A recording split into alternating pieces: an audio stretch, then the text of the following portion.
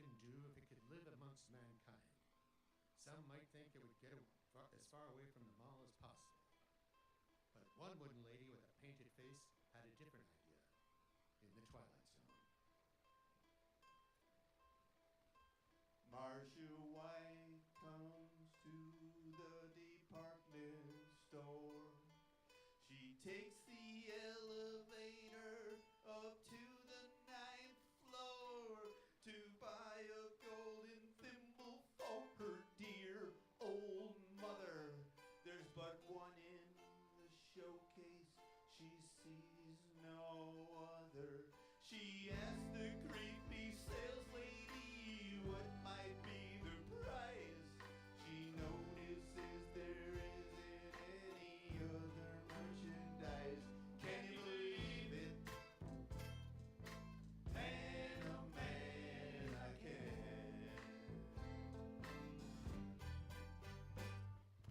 The thimble is scratched, so she attempts an exchange. But the boss man thinks this lady is acting very strange.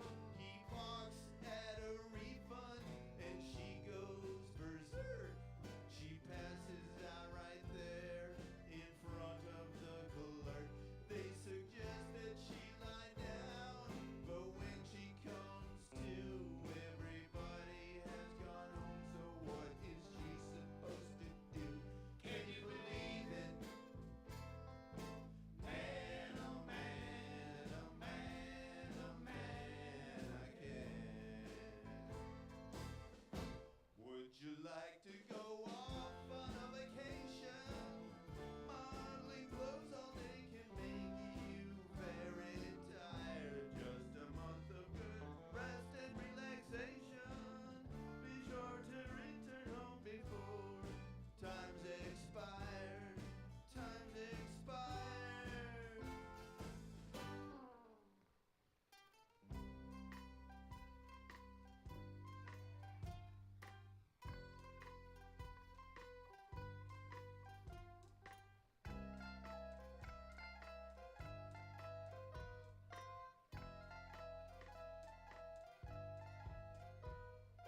She takes the elevator up past the top floor. When the door opens, she's overwhelmed by the roar. Marcia, do you remember? Marcia, do you remember? Early next morning, we see Marcia again. But now she's in the body of a wooden mannequin. Can you believe it? Man, oh man, oh man, oh man, oh man, oh mannequin. Tommy Whitmore.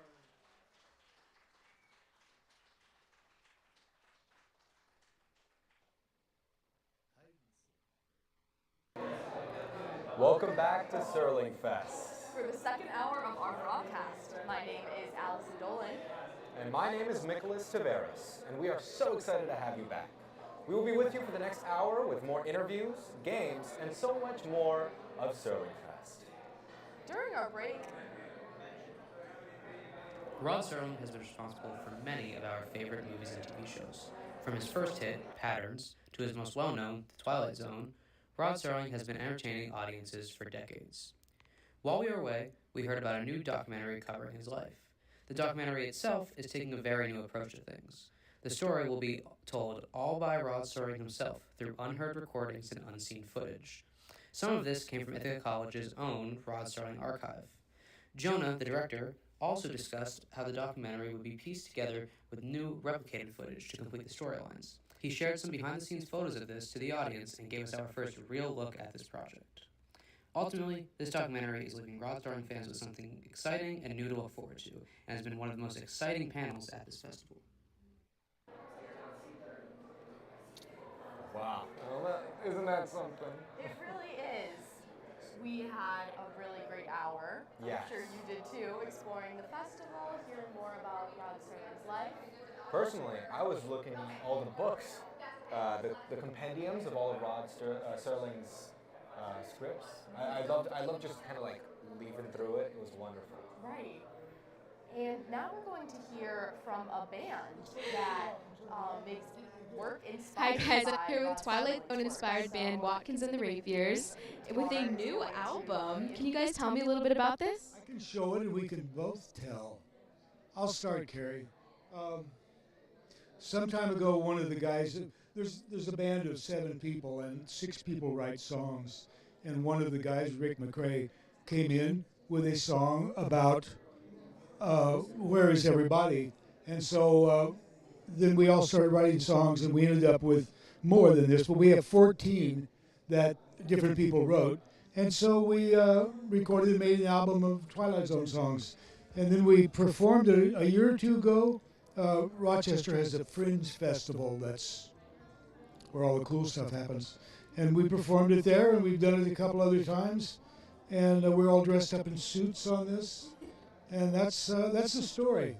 I should also say, lest some of the songs, well, all of the songs are based on individual episodes, but they don't particularly retell the story. They're sort of a starting point. So that's all you need to know from me. Well, yeah, as Steve said, so the songs, some do tell the story, and some, but they're all based on episodes of the Twilight Zone. The titles of the songs are the same as the titles of the episodes, and yeah, it was kind of a songwriting challenge to the band when Rick came in with the first song, "Where Is Everybody," which was about the first episode, and everybody, everybody wanted to be part of the project, so we're all going to have to write a song here now about the Twilight Zone episode. And everybody had their own kind of motivation for doing it and had their own inspiration for choosing the episodes that they did. That's awesome. What does it mean for you guys to be here? Interesting. A number of things, and I was talking to you a while ago about having grown up with the Twilight Zone when it was new. And so as a kid, I sat and watched these scary, fantastic things. And I thought, oh, I've never seen anything like this on television. So it's burned in my brain. A lot of people my age, same way. It sort of formed our thinking or distorted our thinking or something. So it's cool to be here for that. It's just cool to be bumping into all these people. I figured there'd be a lot of people that are probably as goofy as we are, and there are a few. And what else? We had a nice breakfast. That was good. And I didn't have to cook it. Those are the things it needs to be. Yeah, I'd say, part of it to me is, we put this thing together, songs of the Twilight Zone, and it's nice to come here somewhere where there are people who potentially can appreciate that, and we can present these songs to those people. And it does make me feel part of the group here. It's fun to be here and reliving our childhood memories, but also kind of part of this creative group that is still doing things around Rod Serling. Thank you so much. Back to you guys.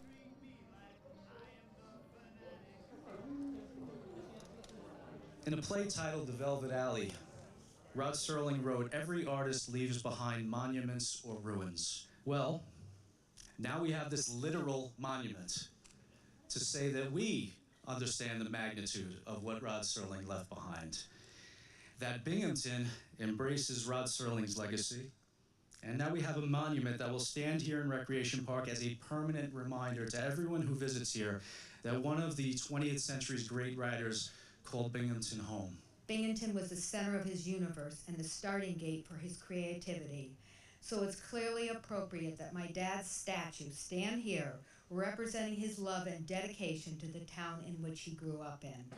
I was here because Rod Serling is an individual that has had such an impactful influence on me in terms of what I want to do for a career. I think it's such a special event to be here and see him immortalized in the town where he grew up, and it's so awesome.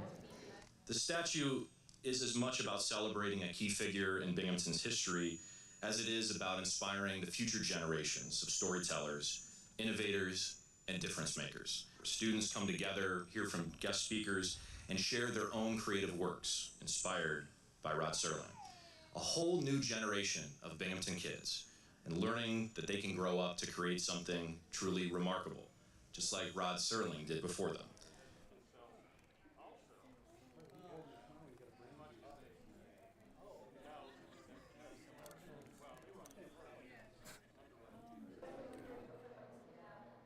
It's really great how Binghamton invests so much in their community, and another foundation that helps with that is the Rod Serling Foundation.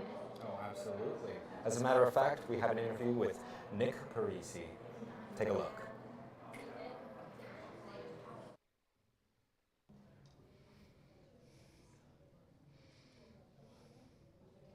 Thank you guys. I'm here with Nicholas Parisi.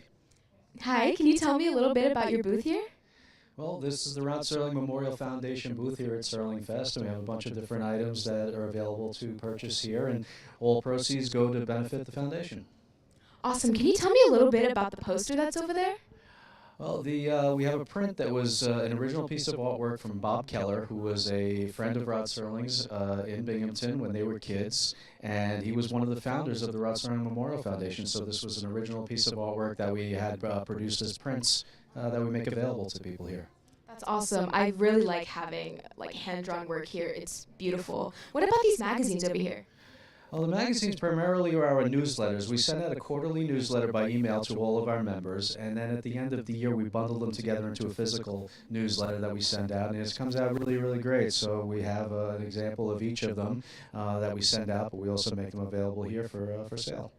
Awesome. And how do the ticket sales and just the sales of all the merchandise support the foundation? It goes directly to our bottom line. It goes directly to helping us do the things that we do, one of which is we provide a yearly scholarship to a graduate of Binghamton High School, which is Rod Serling's high school.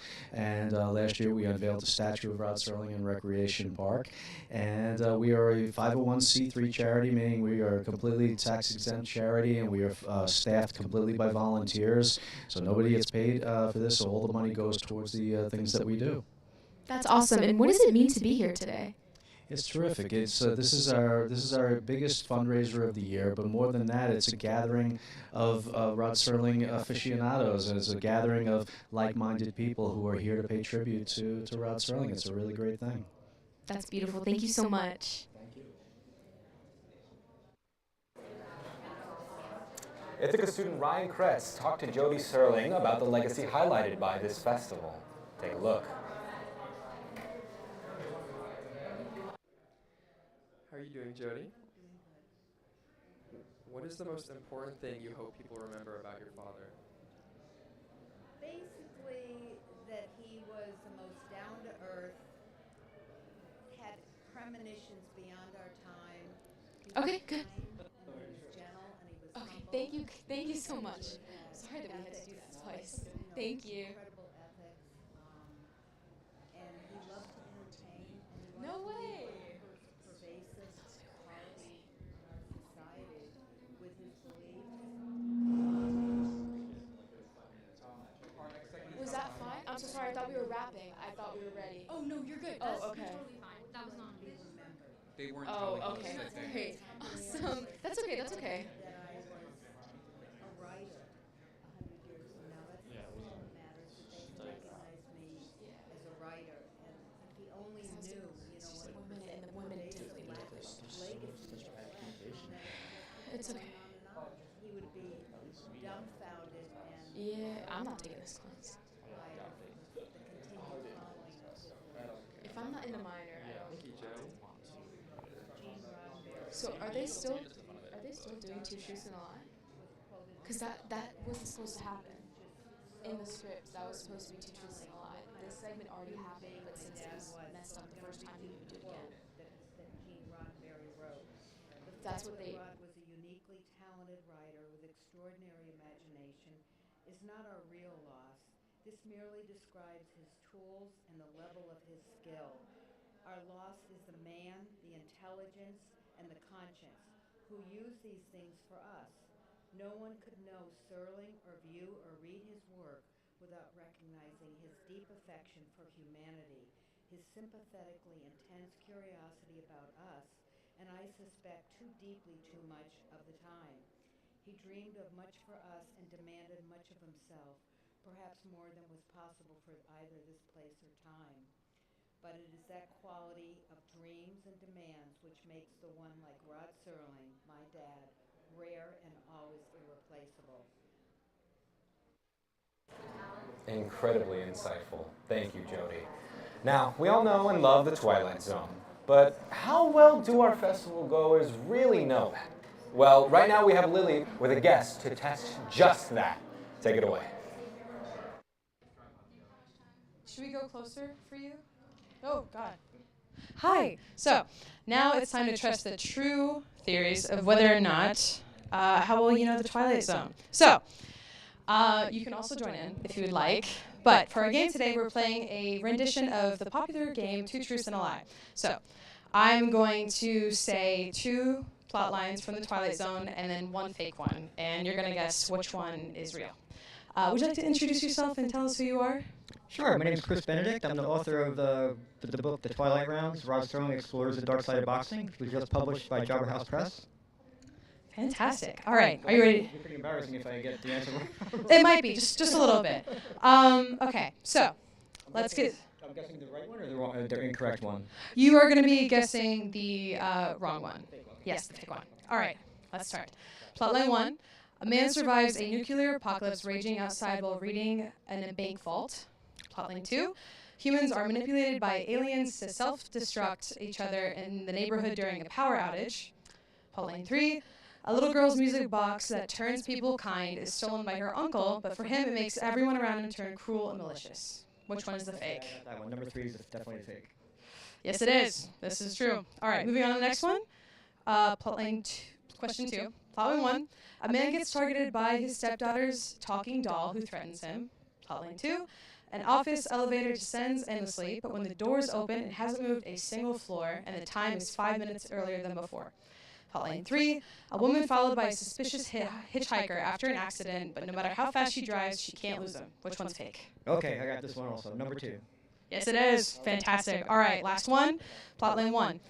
A man buys a watch that stops time and uses it to get ahead in life, but when the watch breaks, he's left alone in an infinite world. A man in an Air Force uniform is alone in a deserted town where everything has recently been used to... Hot coffee has recently been used, but no one's there.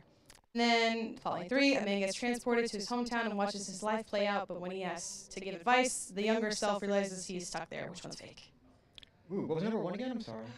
A man buys a watch that stops time and uses it to get ahead in life, but when the watch breaks, he's left alone in an infinite world. Ooh. Could you read number 2 again? For sure. A man in an Air Force uniform is alone in a deserted town where everything has recently been used, but no one's there. Wow. This is a tough one, but I'm going to go with number 1. Yes, you're so right. All right, fantastic. Okay. 3 for 3. Yeah. All right, now we have reporter Sam Madden taking us on a trip to the Binghamton carousel. Thank you. Our contestants had a great time. That's right. Speaking of the recreation park and all the important landmarks to Rod Serling's career, we have a very, very important landmark. That's right. In Recreation Park, there is a carousel that was featured in a segment from the Twilight Zone. Our reporter went out to this carousel and spoke about the inspiration that this had in Rod Serling's work. Let's hear from them. Families in the area and fans of the Twilight Zone have traveled miles to admire the George F. Johnson Recreation Park Carousel. We've talked to former Parks Commissioner Patrick McGinnis to unearth some of the history and interesting facts about the famous merry-go-round. The ride was manufactured and shipped as a custom ride on behalf of George F. Johnson, a businessman and philanthropist who donated 6 carousel parks to the Tri-City area, one of which is now residing in West Binghamton. The carousel in question has 60 horses and 2 chariots in a 4-abreast style. This carousel is one of only 3 all-wooden 4-abreast Allen Herschel rides known to existence. The carousel has always been offered as a free ride to visitors, a stipulation of Johnson's donation. As a child, Johnson didn't have the money to ride the carousels in his hometown, and wanted to make sure that all children could ride the carousel he donated, regardless of their financial situation. The carousel is in its original housing, although the outside paneling has been remodeled over time, most recently in the early 2000s to make it look more original. The ride, horses, and original artwork were stripped and painted over many times, and in 2011 were meticulously restored to their original style. The carousel also features a Wurlitzer 146B with drum wings and chime bells. Rod Serling grew up 5 blocks away from this very spot and likely frequented the facilities. As you know, his episode, Walking Distance, features both a bandstand and carousel based on the ones in this park. Throughout the facilities, you'll find various tributes to Rod Serling, including a plaque in the center of the bandstand, artwork featuring Twilight Zone episodes on the outer rounding boards of the carousel, and the statue in his memoriam that the foundation, the city, and the state helped fund.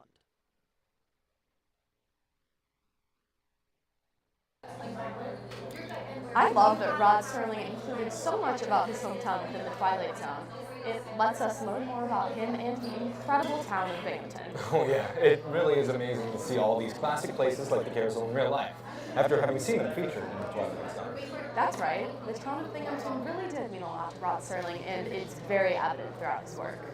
Allison and I wanted to get to know Binghamton more by trying a specialty food item that is very well known in the Binghamton area since the 1920s. The Spidey sandwich is marinated cubes of meat with the choice of chicken, lamb, or beef, marinated in a garlic dressing overnight, then grilled on a skewer and served on an Italian roll. I don't know about you, Allison, but I'm drooling over this table right now, and I want to try one of those right now. I completely agree. Right here, we have the famous Spidey sandwich from a local restaurant, Stadium 138, which is right around the corner from the festival itself. I can't wait to try it. Let's dig in. I know we chose to get the chicken sandwich. I'm really excited to try it. The garlic sounds really good. Oh my gosh, I'm a personal lover of chicken. I know you said you're from the New York City area. Do you have any kind of famous foods where you're from? Oh, listen, don't even get me started because I can already hear it in my head now. All the people saying like, oh, I want it the Arky way, and stuff like that. No, but I do like going to delis and grabbing a quick sandwich or two. What about you? I'm from Buffalo, New York, so we are very big on wings there. Oh, tell me about it. I know. Okay. They're doing. I'll tell you when we're back. We are going to the Belgium. They're going to try these sandwiches. Okay, perfect. Okay. Wonderful. Beautiful, thank you. I didn't get clarification if there's egg in those, so maybe pretend to eat it. Okay. It doesn't look like it. Doesn't look eggy.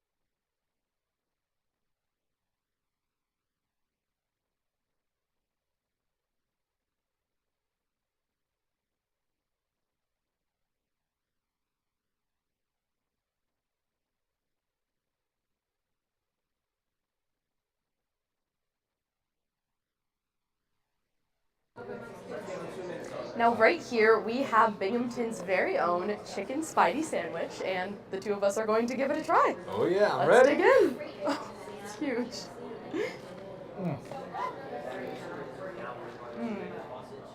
I took a really big bite, so that might be in me for a while. But damn, that's good. That's really good. That is delicious. Now, what's even better than food for your belly is food for your mind. Here we have one of Rod Serling's books, The Twilight Zone Haiku, from, yes, can you please do it? I'm preoccupied. Backed Please up. spare me. We have some incredible reading material available right by the vendor booths over here. This is the Twilight Zone haiku. And we are about to speak with a representative from Jobber House Press who has created many works of literature inspired by Rod Serling, the Twilight Zone, and so much more. Take a look.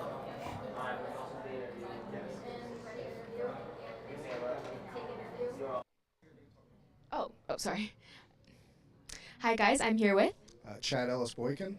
Hi Chad, can you tell me a little bit about why you're here today? Absolutely. We're tabling for Jobber House Press, and we have the Twilight Zone haiku, and we have the Twilight Rounds, as well as some related merch. Yeah, tell me a little bit more about these books. Sure. So the Twilight Zone haiku was released on Halloween 2023, and I watched every episode of the Twilight Zone along with the Twilight Zone podcast and did a haiku for each episode.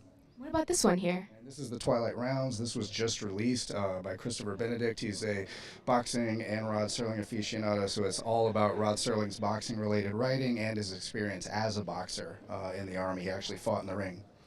That's so cool. I love that you watched every episode. Which one's your favorite? Ooh, tough call. I love On Thursday We Leave for Home. I talk about in the introduction the Henry Bemis story, Time Enough at Last. That's always a great one for me. That's awesome. And what does it mean to be here at SerlingFest? That means absolutely everything. This is a one-of-a-kind event you really get the magic of Rod Serling's hometown. The Rod Serling Memorial Foundation is absolutely incredible, and there's nothing else like this. Yeah, tell me a little bit about the collaboration between Rod Serling and Jobber House Press. Sure. So I actually came here in 2019 for the first time, and I was doing some haiku, and I was in a chat group of Rod Serling fans that were connected to the podcast, did a few haiku for episodes. People actually started writing them back, and we did some back and forth, and that was the origin of it in 2019. So in last year, 2024, I actually presented on the stage and did a presentation on Rod Serling and poetry and haiku, and so it's like a full circle. That's so awesome. Do you have like a favorite moment of SerlingFest since you guys have been here? This year has been incredible. I mean, there's always something new. The documentary last year, being able to be on stage and present here and support the Rod Serling Memorial Foundation, it's just all like magic. And also the statue last year was really special. Wait, that's awesome. Tell me a little bit more about that. They actually fundraised and put up a statue of Rod Serling in Memorial Park last year. So there was a big unveiling, and it was really magic. That's beautiful. Do you have like a favorite haiku in the book? Ooh, there's a couple of them that are funny, and there's a little bit of twists, and one of them ends with the truth is out there. So there's a little nice circle with the X-Files, because there was an X-Files writer last night. So yeah, that was one of my favorites. But it's kind of like your kids. How do you pick your favorite one? That's so cool. What about this merch over here? Sure. So this is Jobber House Press. The idea of a jobber in pro wrestling, a jobber is somebody who loses on purpose to make the other person look good. So a publisher does the same thing for the authors, right? They make the authors look good, and so Jobber House Press is this is Jobber House Press merch. We put the book designs onto some hoodies, coffee mugs, and different things to help facilitate and help get the word out. That's awesome. Thank you so much. Back to you guys. What a great interview. What a great interview. It's truly, I love when somebody can be inspired and create an entire new thing. And just the musings of like somebody else before them, You're absolutely right. Earlier during the first hour of our broadcast, we heard from Allie Mahoney, who was able to interview Anne Serling, Rod Serling's daughter. Now, right now in this theater behind us, Anne Serling is speaking on a panel, and we're going to give you an exclusive look into what she's saying. Let's look. But my dad did not believe that his work would be remembered. He'd gone on to say, I pretty much spewed out everything I had to say, none of which was monumental, nothing that would stand the test of time. Good writing, like wine, has to age well, and my stuff is momentarily adequate. Fast forward 5 decades since his death and 66 years after Twilight Zone first aired. In 2013, the Writers Guild of America voted The Twilight Zone as one of the 3 best television shows ever written. and no one would be as surprised as my father would have been. He himself said in that interview in 1975, "I'd like to write something that my peers, my colleagues, my fellow writers would find a source of respect. I think I'd rather win, for example, a Writers Guild Award more than anything else on earth." My dad would have been so honored by this recognition after all this time. I believe one of his greatest accolades would be a program called The Fifth Dimension.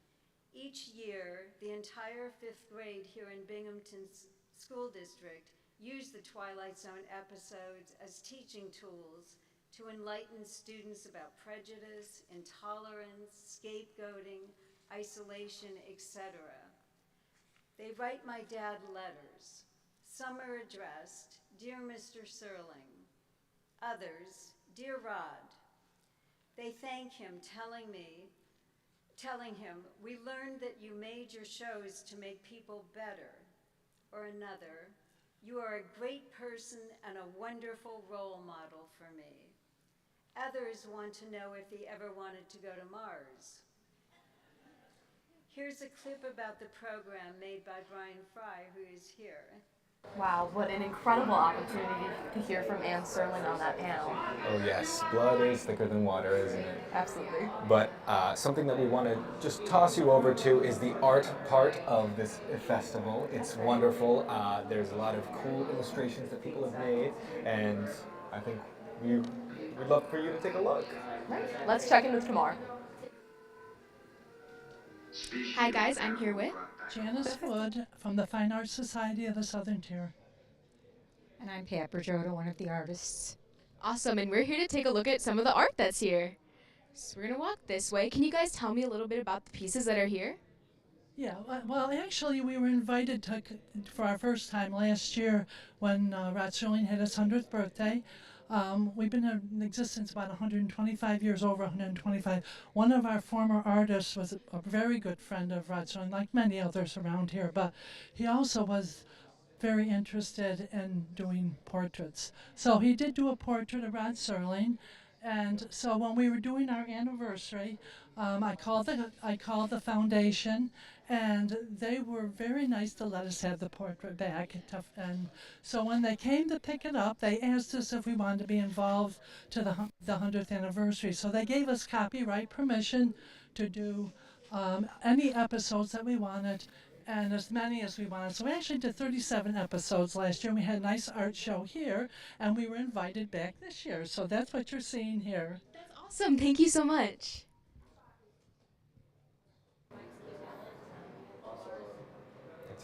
That art is truly incredible. Now, to put on a production of this scale, we need a really big team. That's right. There's 31 of us in all, spread out across the festival. Right now, we're going to give you a live behind-the-scenes look at the production team we have with us.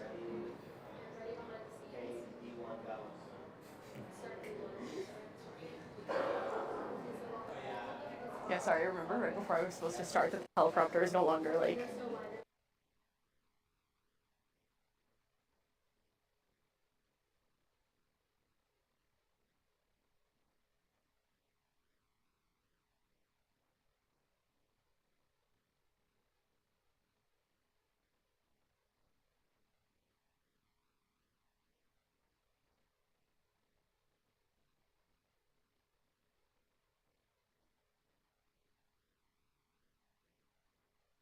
together. I have seen and heard from so many people.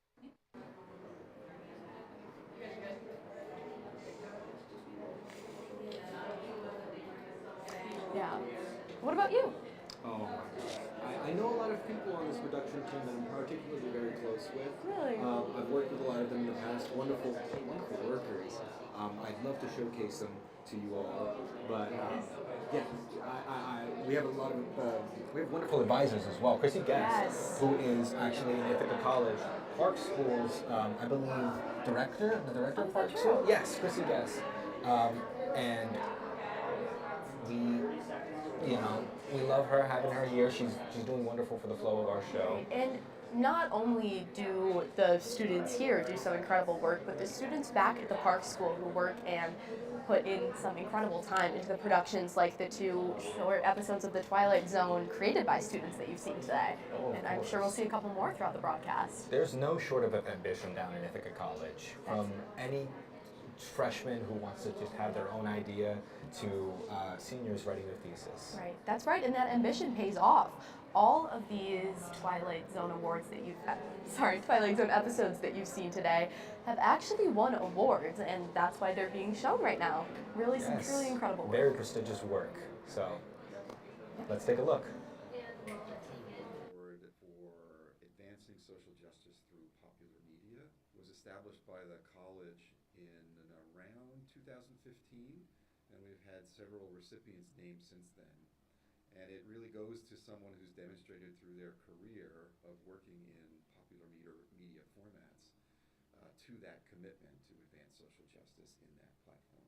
Ithaca College was quite fortunate to have been in the same region where Rod Serling was born and raised. He ended up coming back to this region quite often and ended up connecting with people at Ithaca College even before we had founded a School of Communications. Rod Serling made a connection with our faculty here, and through that interest started coming to the college and conducting workshops and teaching other seminars. The energy and the ideas that he brought to the experience of our students also began to shape the curriculum that ultimately became enough of a curriculum to found a School of Communications at Ithaca College. And I feel like that commitment that we had to founding a School of Communications 50 plus years ago now, that was influenced by the time that Rod Serling spent with our students at Ithaca College back then. We still feel that commitment to media for social responsibility today, and I think that legacy is important to the college and is all because Rod spent some time here. That's the important part of remembering that legacy of how do we use media responsibly and use it to make our society better. But the legacy of what he offered to the college and to our student experience still lives on in many ways. We're trying to keep that alive. We've had several mini courses and other connected things around the media for social responsibility, which is really at the core of what Rod brought to the experience of students 50 plus years ago. We're still trying to keep that legacy alive, and I think that's a huge part of what defines the Ithaca College experience for students today in the Park School. I do often think about the fact that, if the world hadn't lost Rod Serling at a fairly young age in 1975, I just often imagine what he might have done through the 70s into the 80s and maybe even into the 1990s, and he probably wouldn't still be alive today, but if we had had another 2 to 3 decades of Rod Serling, what would that have been like?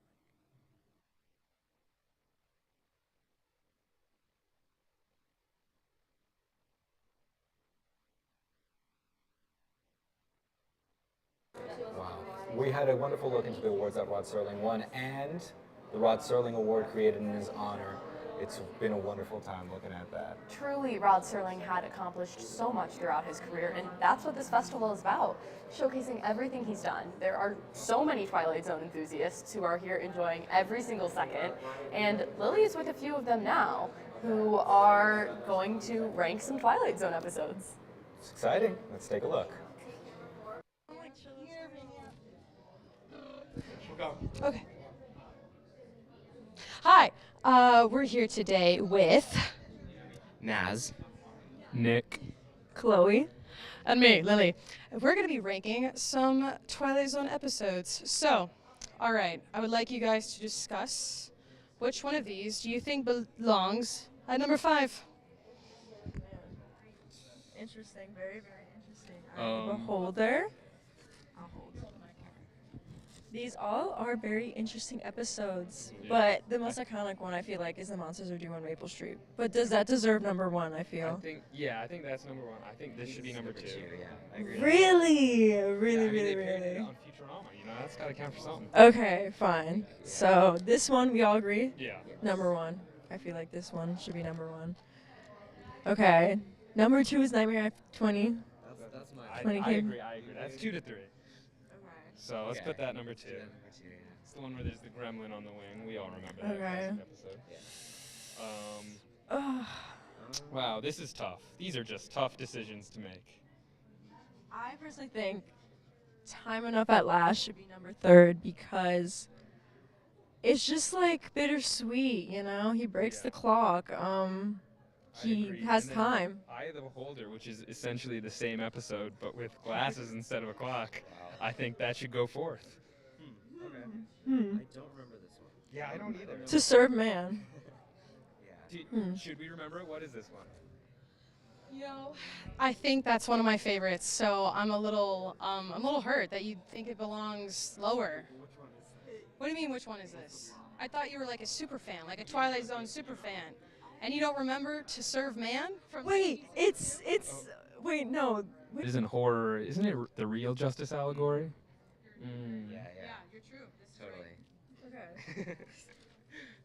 Okay. Oh, automatic. Okay. Well, I'm just doing that because I know it's going to annoy you. Yeah, well, you know, it's fine. It's fine. You can pick where you want.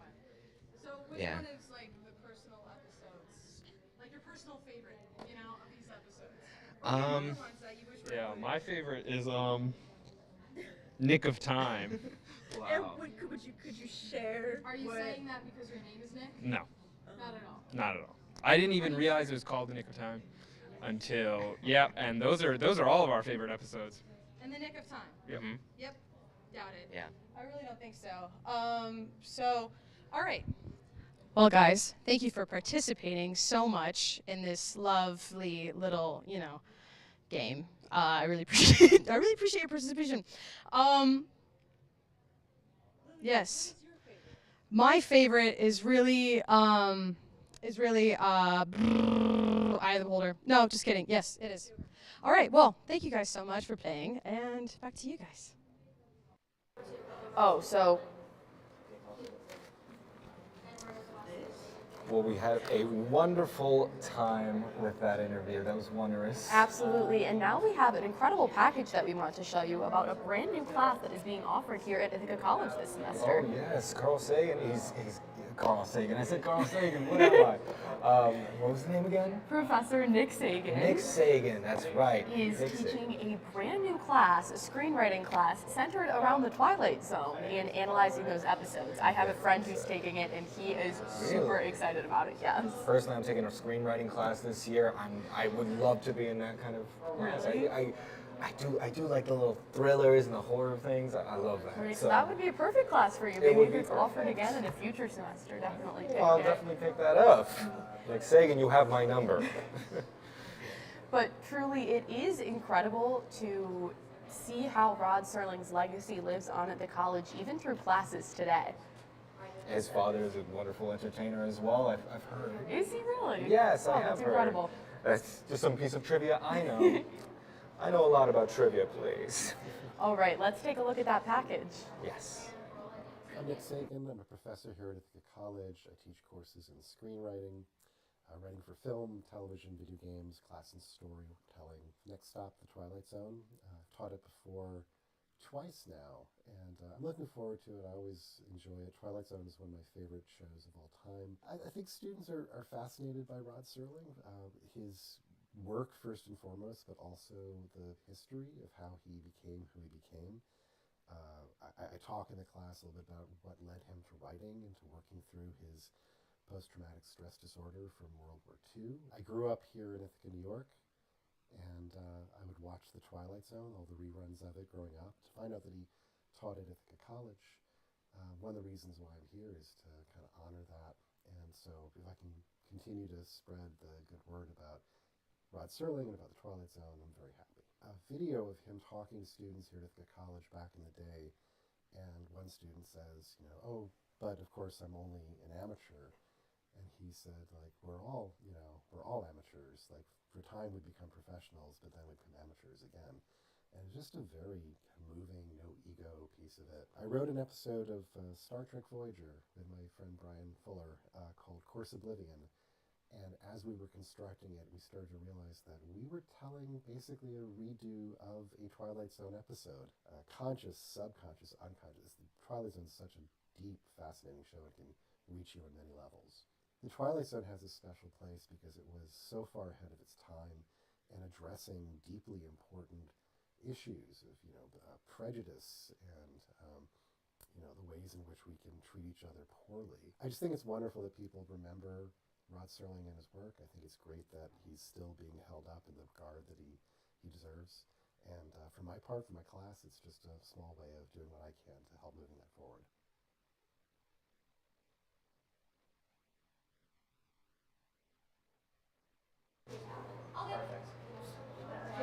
A Rod Serling class sounds like a super new and exciting opportunity for Ithaca students to take advantage of. Oh yeah, and it's a great full circle moment for the school, as in the 60s and 70s, he taught at Ithaca College. We actually got the chance to speak to one of Rod Serling's former students and hear a bit about his class from the student's perspective. Let's take a look. From 1967 to 1975, Rod Serling spent time teaching at Ithaca College's Roy H. Park School of Communications. I recently got the chance to speak to Steve Saccone, who was lucky enough to have class with Rod Serling in the spring of 1975. Well, I've always watched the Twilight Zone. I thought it was like, oh my God, that show is like awesome. And then I signed up for his class, which was called in 1970. It was the spring of '75, which was called TV and Film Criticism. I always sat in front, and he would he'd go like, is everybody here? It could be like that, what I mean? Read out the names, Okay, this is TV and film criticism. Then he would talk about how he loved Laura and Hardy, and he would bring Laura and Hardy videos in. We'd watch that. Throughout the class, Steve got to learn a bit about Rod Serling's creative process.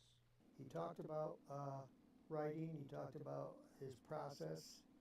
Students would ask him questions, about where'd you get your ideas from the Twilight Zone, and he said he had a whole book that he would make notes throughout his writing career. Before he was a young writer in Hollywood. He would be down on his lake and dictating it, on a dictaphone, because he had a cottage on Cuba Lake. And then he would just send it off to his secretary in L.A. She'd type it up. And then when they got ready for the production aspect of it, he'd fly out. In the past, Steve spent some time working in the film industry in LA as both a writer and an actor. On one of these projects, Steve met the famous actor Robert Redford. Before his rise to fame, Robert Redford appeared in a Twilight Zone episode. While talking, Steve asked Robert Redford about his own experiences with Rod Serling. About, hey, you know what, you did, what was it, you played a cop in one of the series, and I wrote it down. And he was in season 3, episode 16.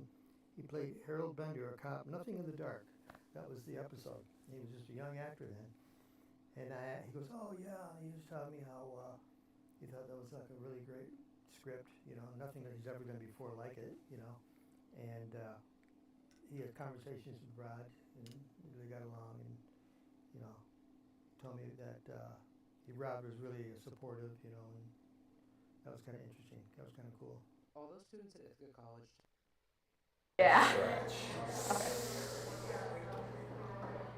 Well, it is really clear to see the impact that educators have on us. Oh, absolutely. Teachers are an incredible part of our society, and instructors are necessary for any kind of advanced civilization in my eyes. That's right. Rod Serling was only one in a legacy of so many incredible professors at the college. Yes, and that impact Rod Serling had himself extends even today at Ithaca College. Let's hear about some awards that the Twilight Zone students won. Yes, let's do it. Every year, students in Ithaca College's TV series production class get the opportunity to put their own spin on an episode of Rod Serling's famous Twilight Zone. I recently spoke to Julia McGuigan, a senior at Ithaca College who directed one of these projects. So the Twilight Zone project and TV series production is an opportunity for students to make their own version of an episode of The Twilight Zone. It's kind of to take an idea of an alternate reality or just something new, you know, a pushing idea, and really emphasize like a twist in the story. That's something that is put on the students to creatively, you know, come up with. Julia served as the director on a project in 2023 titled Place Your Wagers. So the project was pitched by someone in my class, and his idea was based on just the emergence of all of the sports betting apps and what if that directly correlated to real life actions. So a character who is over the mundane aspects of his life and not finding any fulfillment in those sports betting apps suddenly finds this, you know, he's invigorated by all of those real life bets, and he just gets completely immersed in it because nothing in his life directly fulfills him. So he finds that engaging with this app suddenly is like the most important thing. Serling's Twilight Zone was widely praised for its social commentary and the use of its stories as allegories to wider societal problems. Students at Ithaca College are challenged to do the same. I think what we wanted to do is we just wanted to explore this idea of where is the moral line when placing these bets, and also just the idea of, you know, consumption in the digital, you know, universe, and how much we involve ourselves in our phones and everything like that when there is a world going on around us, and the disconnect between the digital world and the real world. And I think the main thing we wanted to touch on is, you know, you can be touching a screen, but there's something behind that, and what does that mean when you have to face it? Not only do students submit their episodes as the final project for class, they also have the opportunity to send it to different film festivals with the potential to win awards. We submitted to the BEA Festival and won for Best Narrative Short for students, which was really exciting. We were advised by our teacher, Chrissy, and she helped us submit, which was amazing. And it was just really cool to be recognized and just see that it paid off. And it was kind of the first big achievement outside of just a letter grade that I got on a project, so that was also exciting. It's so great to see how these students worked on this film, how hard they worked on it, and to honor Rod Serling's legacy in such a beautiful piece. Let's take a look at this award-winning short film that was created by a group of students in the TV series production class. Place Your Wagers was written by Charlie Boucher and produced by Julia McGuigan and Owen Donahue. IC Park students that worked on the production were Joshua Rillier, Tristan Robertson, John Baker, Noah Robinson, and Charlie Congiela. Take a look. No, what are you doing? Oh my God! How hard is to score 20 points? Pretty hard it seems, Petey. Seems like because of your beloved team, you owe 75 real honest American dollars to a little app. I know. Jesus. It's not our day, huh? Yeah, well, for now. Dude, what are you doing? It's the last game of the day. Last game of the day? I mean, yeah, but last money-making opportunity? I don't think so. Pete and his friends are simply looking for a last bit of weekend fun before Monday rears its ugly head. The thrill of placing a bet or two makes the weekly drivel all the more tolerable. But Barry has stumbled upon something that isn't quite what it seems. What happens when the lines between real and fake, bettor and participant are blurred? Those questions will be answered soon as these young, impressionable men scroll, tap, and click their way directly into the Twilight Zone.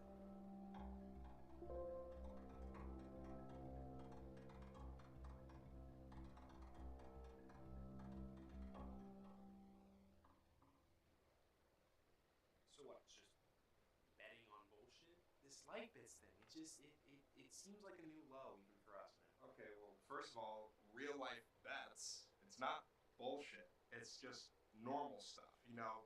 It's fun, it's harmless. I mean, you can also probably win next to about 75 that you lost earlier. Yeah, maybe.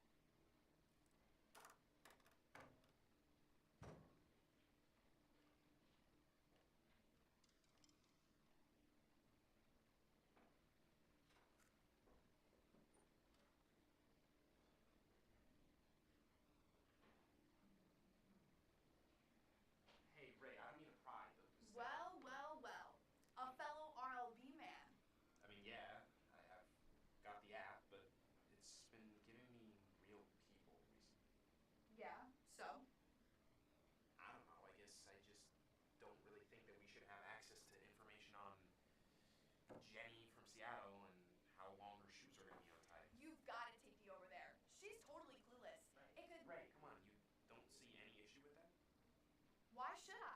The stuff is already happening anyway. And their name's on a screen. For all I know, they're not even real people. Look, we've all pulled a slot machine before. How is this any different? I may not fully understand it, but I'm making money. And I'm making a mark beyond this place. Come on, Pete. Make a mark. Be somebody.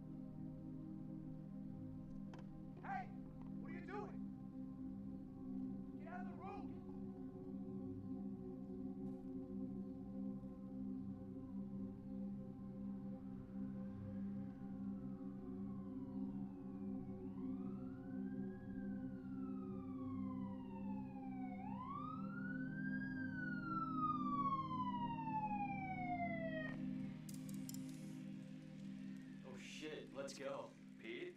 Fucking Pete, man. Damn it. Pete didn't jump from betting box scores to bloodbaths one day. Almost nobody makes that kind of jump from the tame to the extreme all of a sudden. But he was embraced by real-life bets, and he didn't feel that embrace turning into a chokehold until it was too late. He wasn't the first, and he won't be the last, because a slow descent into chaos is all too common in the Twilight Zone.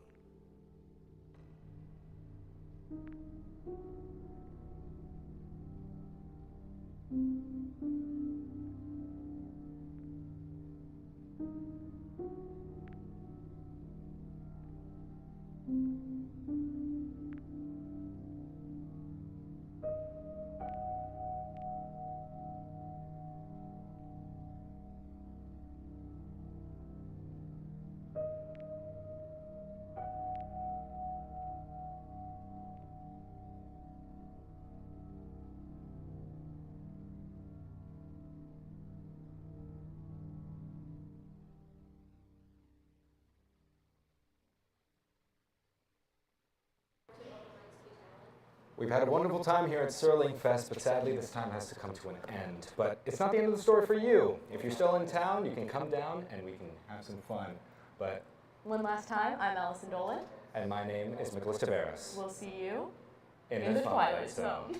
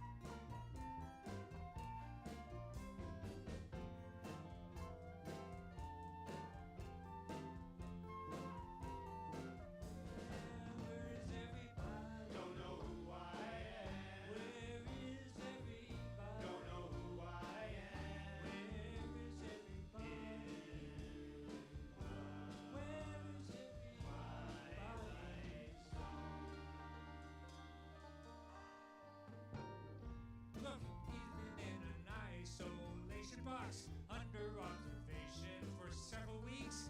He's in the Air Force. Pretty soon he'll be flying to the moon. We'll hear him crying out, "Where is everybody? Don't know who I am. Where is everybody? Don't know who I am. Where is everybody? Where is everybody?"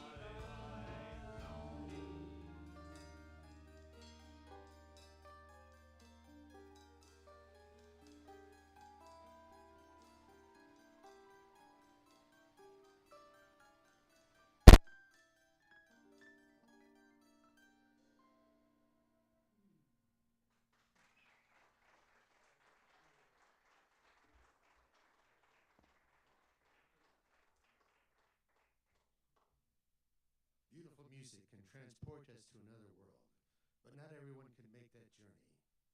The haunting harmonies and irresistible rhythms that so captivate one listener may be little more than static to another, especially in the Twilight Zone.